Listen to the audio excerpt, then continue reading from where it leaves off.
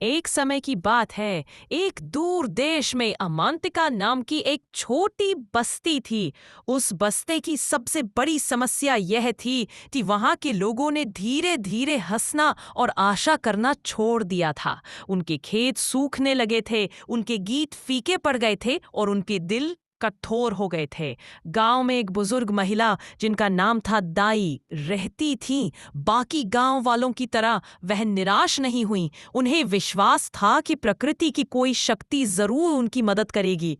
एक कार्तिक मास की षष्ठी तिथि को जब चारों ओर उदासी का घना अंधेरा था, दाई ने एक अनोखा सपना देखा। सपने में एक दिव्य स्त्री ने उन्हें बताया कि निराशा की इस छाया को दूर करने के लिए उन्हें उस शक्ति की पूजा करनी होगी जो डूबती हुई रात, अंधेरा और उगते हुए दिन, आशा वो जोड़ती है।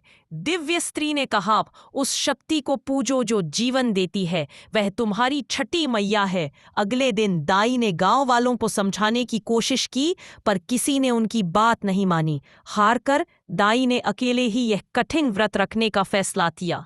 वह पास के नदी घाट पर गईं और उपवास के नियमों का पालन करते हुए डूबते सूरज को अर्घ्य दिया। जब वह पानी में कमर तक खड़ी थी तो अचानक एक इंद्रधनुषी रंग की छोटी तितली उनके हाथ पर आकर बैठ गई। गांव वालों ने दूर से देखा कि जैसे ही दाई ने डूबते सूर्य को अर्घ्य दिया, तितली के पंखों से सुनहरी धूल निकली और वह धूल नदी के पानी पर फैल गई। अगले 3 दिनों तक दाई ने पूरी निष्ठा से कठोर व्रत रखा। जब वह उगते सूरज को अर्घ्य देने के लिए नदी में खड़ी हुई तो वही इंद्रधनुषी तितली उनके पास वापस आई।